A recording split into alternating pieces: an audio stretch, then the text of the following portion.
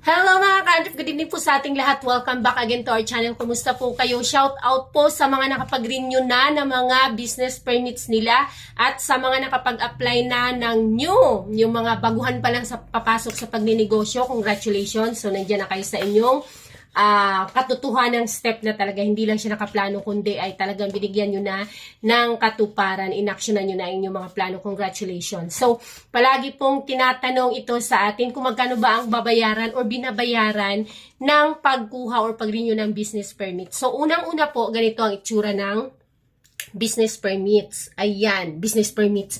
Permit, tatlo po kasi yan ang aking dalawa sa store at isa sa shop, naka-separate siya. So, ganito itsura ng ating business permit. Dito yung business name. Ayan, sa mga new, paghandaan nyo ang ipapangalan nyo sa inyong mga stores, sa inyong mga businesses. Kasi, sana may naisip na kayo bago kayo mag-apply para hindi na kayo matagalan sa pag-isip pa ng kung ano ang inyong ilalagay na business name kasi hindi pwede yung may kapariho ka. Kailangan sa'yo lang yung business name na yun. At syempre, line of business. Kagaya dito sa line of business, ito yung Saras Motorcycle Repair Shop. Repair of motor vehicles including overhauling. Ayan. Pero dito naman sa store, sa isa kong permit para sa store, ay retail sale of motor vehicle parts and accessories. Yan ang line of business. Kung sari-sari naman store, yan, dyan yan nakalagay. Kung plastic wares naman, kung hardware, yan, dyan yan sa line of business. At doon nakadepende din po doon sa line of business, yung mga bayarin natin. Kasi wala namang mayroong mga bracket-bracket, kumbaga halimbawa, motorcycle, retail of motorcycle, vehicles, parts and accessories. So, baka hindi ka makapasok dun sa bracket kung ang iyong i-declare ay 5,000, ganun. Pero pwede na siya sa sari-sari store. May mga ganun. So, nakakaalam nun yung ating mga collecting officer, yung nakakaalam kung saan yung bracket natin pasok tayo para dun sa i-declare nating capital or sales ng previous. So, bulang ako.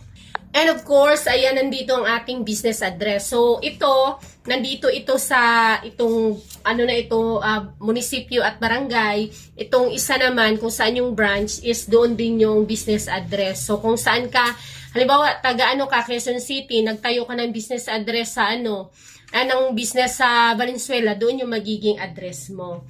And then, dito yung ating mga owner's name, business ID number, business permit number, ayan, PIN, business type, yan, nandyan kung sole corporation or kung ano man.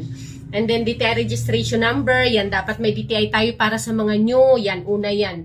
Tapos, dito, nakalagay kung renewal ba siya, type of application, renewal or new. So, ayan.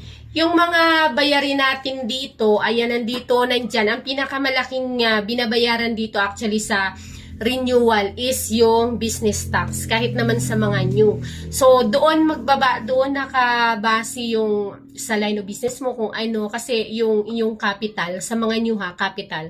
Tapos sa mga renewal naman, yung gross mo the previous year. Halimbawa, 2024 ngayon, magkano i-declare mo, magkano bang sales mo noong 2023.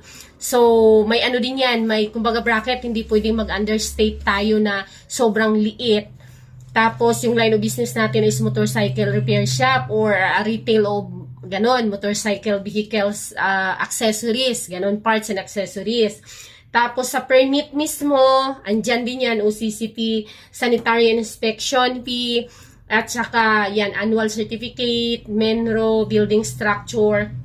Sa building structure naman, depende rin sa inyong establishment. Kasi kung maliit lang, ini-inspection yan, magsasubmit kayo dun sa mga new, magsubmit yan ng picture, sa mga, sa mga renew, yun na yun. So, kung yung building structure nyo, nung in-inspection, yun na yun siya. Kung mas malaki, concrete, iba po yung iba yung kanyang bayarin kaysa sa doon sa mga hindi concrete or sa maliit lang, nakadepende. Tax clearance, ayan. So ito yung mga bayarin natin. Ang pinakamalaki dito ay itong business tax. Okay, sa mga new, magbabase depende doon sa inyong i-declare na capital. The rest, yung mga certificates, depende yung mga certificates po natin kukunin kasi depende rin sa sa mga business. Tapos pag new, mas marami. Sa mga new kasi, meron pang, 'di ba, may police clearance pa. Mas marami kayong bayarin in terms of mga certificates.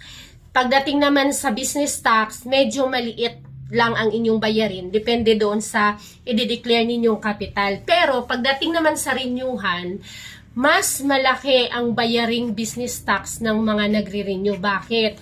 Kasi kung ano yung binayaran natin previous year, hindi siya pwedeng ganun ulit. Or kung magkano yung dineclare mo na gross last year. Halimbawa, 2022, kasi nag-renew ka ng 2023, di ba? Yung 2022 mo, halimbawa, nag-gross ka, sabihin na natin, 1 milyon. So, hindi pwede na pag-renew mo nung 2023, na ang 2024 para sa 2023, na 1 milyon ulit ang gross mo para sa isang taon. Kasi usually, tumataas yan, di ba? It's either tataasan nila ng 10% or 15 or 20, depende sa iyong negosyo. Depende sa klase ng iyong negosyo. Tsaka nakikita naman yan ng mga taga-munisipyo, nag-iikot yan, di ba? Taga-BIR, nag-iikot yan. So kahit sabihin mong maliit lang masyado, pero nakikita naman nilang malaki, malakas, hindi mo pwedeng i-state doon or declare na maliit. Tsaka baka hindi makapasa doon sa bracket ng line of business mo, yung i-declare mo. Halimbawa, sabihin natin 2022, dineclare mo ng 1 million ang iyong gross ng 2021. Pagka 2023, hindi pwedeng i-declare mo ulit ng 1 milyon lang.